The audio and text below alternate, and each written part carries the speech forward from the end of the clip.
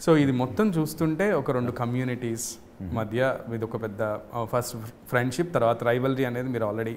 చెప్తూ ఉన్నారు కాబట్టి సో ఈ బ్యాలెన్సింగ్ ఎట్లా చేశారు అంటే because it's big huge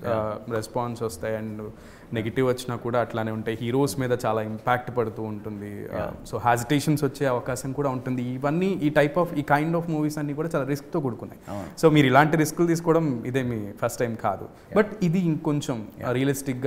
realistic పర్సన్స్కి దగ్గరగా ఉంది కాబట్టి so how did you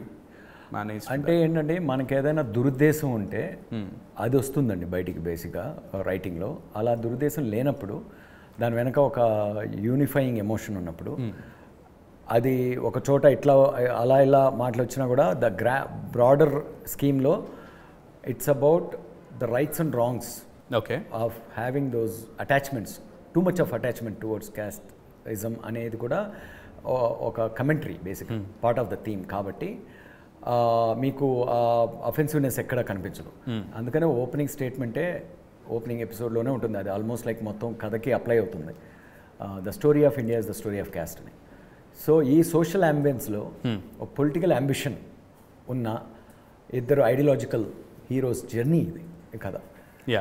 so దాన్ని ఓవరాల్గా మనం చూస్తే ఒక తెలుగు కుటుంబం కథ తెలుగు కుటుంబంలో రాజకీయ చైతన్యం వచ్చిన ఈ ప్రస్థానం కూడా అట్లానే ఉంటుంది ఒక